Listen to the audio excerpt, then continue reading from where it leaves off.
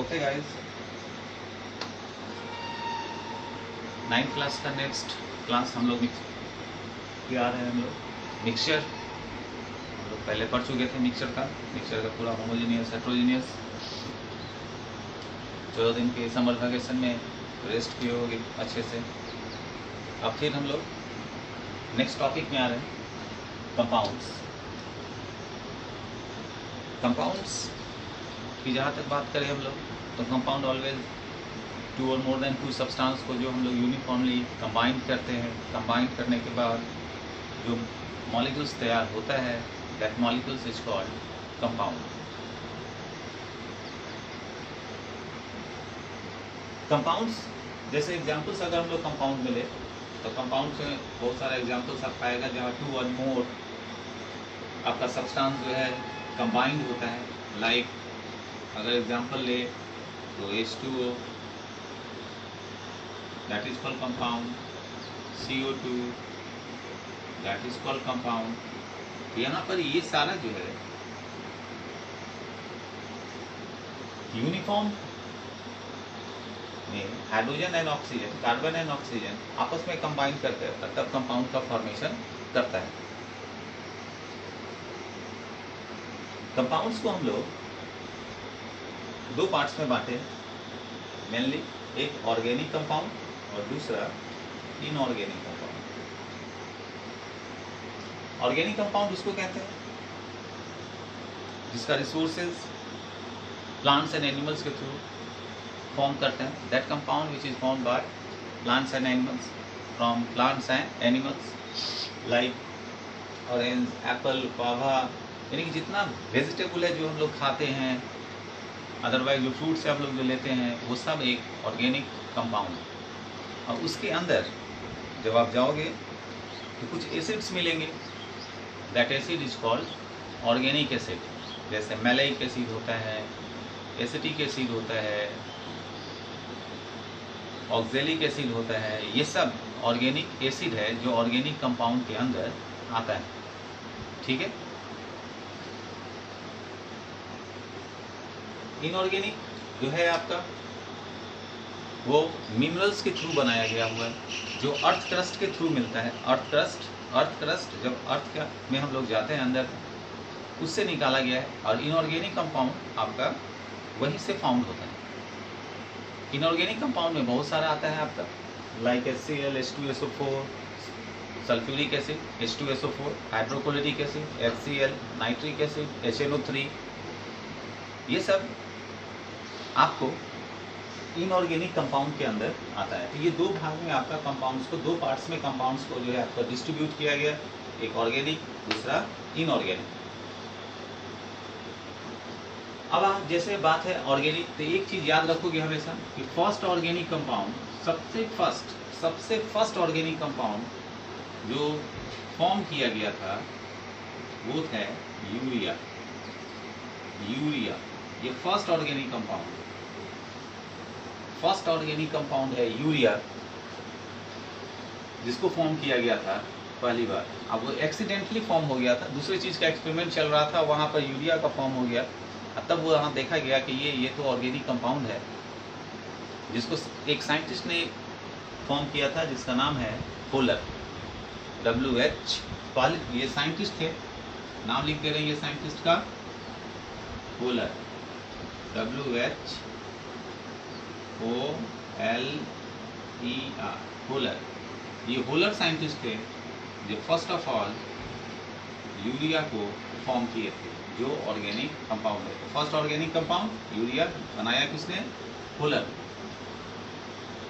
ठीक है, समझ गई बात। और दूसरा आपका कंपाउंड है इनऑर्गेनिक, जो आपको मिनरल्स के थ्रू अर्थ क्रस्ट में मिलता है, जो आपका है सल्फ्यूरिक एसिड, HCl, बहुत सारा एक्सेट्रा, जो आपको PDF के थ्रू हम आपको डिटेल्स में देंगे। नेक्स्ट आपका जो आता है वो है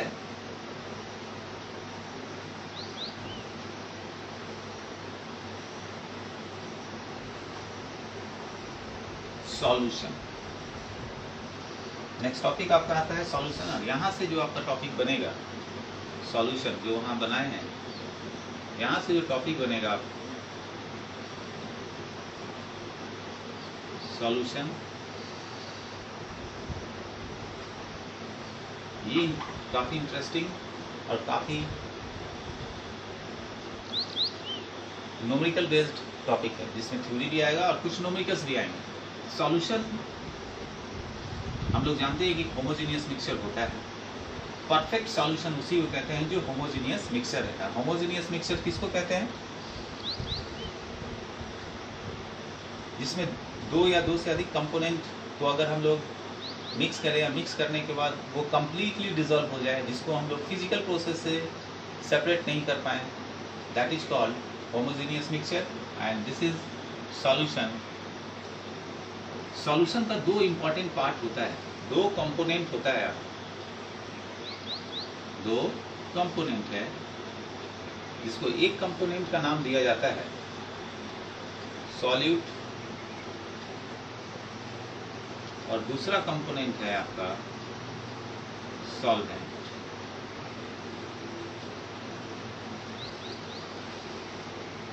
जैसे मान लो सॉल्यूट वाटर एंड शुगर लिए डिसॉल्व कराए, तो उसमें सॉल्यूट कौन और सॉल्वेंट कौन? तो सॉल्यूट वो जनरली लोग कहते हैं सॉल्यूट वो जो डिसॉल्व हो जाए, और सॉल्वेंट वो जिसके अंदर डिसॉल्व हो, तब जाकर सॉल्यूशन बनता है। हम लोग ऐसे याद रख सकते हैं, सॉल्यूट जो लेसर अमाउंट में हो, लेसर अमाउंट में हो सॉल्यूशन के अंदर, लेसर अमाउंट किसके अंदर? सॉल्यूशन के अंदर, और सॉल्वेंट आपका लार्जर अमाउंट में हो किसके अंदर? सॉल्यूशन के अंदर। लाइक दिस कि अगर हम एक ग्लास लें और इस ग्लास में अगर 250 ml वाटर डाल दें, कितना वाटर डाल दिया हम लोगों ने? 250 ml। तो इसमें परफेक्ट सॉल्यूशन बनाने के लिए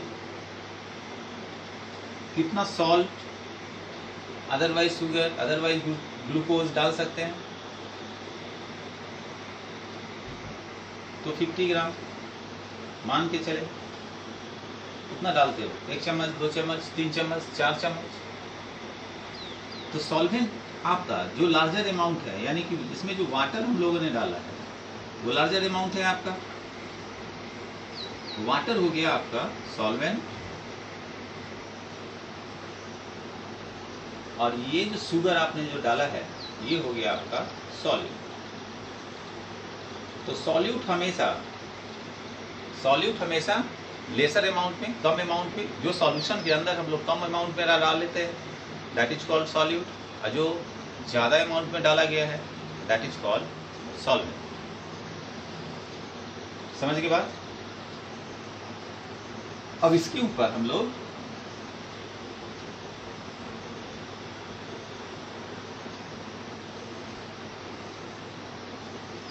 वही चीज यहाँ हम लोग डाले हैं। ये होमोजेनियस मिक्सचर है, 2 और मोर सब्सटेंस यहाँ कंटेन कर सकते हैं हम लोग, like sugar and water, salt and water, glucose and water. Types of solution में पहला टाइप्स हम लोगों ने लिया सैचुरेटेड सॉल्यूशन, दूसरा होता है अनसैचुरेटेड सॉल्यूशन, और तीसरा होता है super saturated solution.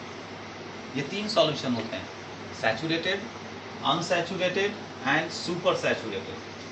Saturated, unsaturated and super saturated. तो सैचुरेटेड सॉल्यूशन किसको कहते हैं? तो जो भी ज्यादातर सॉल्यूट, मच सॉल्यूट को डिसॉल्व करने की जितनी कैपेबिलिटी होगी उस सॉल्यूशन के अंदर, that solution is called saturated solution, जहां पर टेम्परेचर की जरूरत नहीं पड़ती और ज्यादा से ज्यादा सॉल्यूट डिसॉल्व कर जाता है। तो जितना ज्यादा कैपेबिलिटी हो डिसॉल्व करने की किसी सॉल्यूट को, that solution is called saturated solution. ठीक उसी तरह अनसैचुरेटेड में आए तो जितना ज़्यादा क्वांटिटी में आपका सॉल्यूट डिसॉल्व कर जाए विदाउट राइजिंग इन टेम्परेचर, यहाँ कैपेबिलिटी की बात है सैचुरेटेड के अंदर। जैसे मान लो अभी हम लोगों ने बताया, फिर से एक बार देख लेते हैं। जैसे ये मान लो कि हम लोगों ने वाटर लिया, चलो वाटर डाल ले लिया और इसमें सॉल्यूट डाल दिया, वो भी कितना सॉल्यूट डाल दिया मान लो, कहीं अभी डालते हैं वही ले रहे हैं एग्जाम्पल 50 ग्राम। तो मान लो 50 ग्राम में आपका जो है 40 ग्राम इसके अंदर कैपेबिलिटी है डिसॉल्व हो जाने, तो 10 ग्राम तो बच जाएगा, नीचे बॉटम में बैठा मिलेगा। तो ये जो 40 ग्राम की कैपेबिलिटी है जो ये डिसॉल्व कर गया इसके अंदर जाकर, तो जितना डिसॉल्व किया इसके अंदर जाकर और जो सॉल्यूशन बना उसके अंदर जाकर डिसॉल्व होने के बाद कितने का 40 ग्राम का, that solution is called saturated solution. और अनसैचुरेटेड में कह रहे हैं कि मोर क्वांटिटी 50 ग्राम है 60 ग्राम है, ऐसा सॉल्यूशन हो जो 50 ग्राम हो 60 ग्राम हो, जितना हो ज़्यादा से ज़्यादा क्वांटिटी को डिसॉल्व करने का कैपेबिलिटी हो उसको ज़्यादा से ज़्यादा, तो ऐसे सॉल्यूशन को अनसैचुरेटेड सॉल्यूशन कहते हैं जहां टेम्परेचर की जरूरत नहीं पड़ती। और एक आपका आता है सुपर सैचुरेटेड सॉल्यूशन, जिसमें क्या है कि जो ये सैचुरेटेड सॉल्यूशन हम लोगों ने बनाया था जो 40 ग्राम ही कैपेबल था डिसॉल्व होने का, तो ये जो बच गया मेरा मान लो रेस्ट पार्ट 10 ग्राम का, इसमें अगर हम लोग क्या करें टेम्परेचर को डाल दें और ये भी 10 ग्राम को अब हम लोग क्या करें कैपेबिलिटी को बढ़ा दें। टेम्परेचर डालेंगे तो क्या होगा, डिसॉल्व करने की कैपेबिलिटी क्या होगी, बढ़ जाएगी। तो इस 10 ग्राम जो रेस्ट पार्ट जो बच गया था इसमें टेम्परेचर डालने के बाद जब कैपेबिलिटी को बढ़ाते हैं और बढ़ाने के बाद जो सॉल्यूशन बनता है that solution is called super saturated solution. समझ गए बात को? अब हम लोग इसके बाद जब जाएंगे नेक्स्ट क्लास में जब आएंगे तो उसमें हम लोग पढ़ेंगे क्या नेक्स्ट, और अच्छी सी टॉपिक है कंसंट्रेशन ऑफ सॉल्यूशन, और यहाँ से आपको न्यूमेरिकल बेस्ड मिलना शुरू हो जाएगा। ठीक है।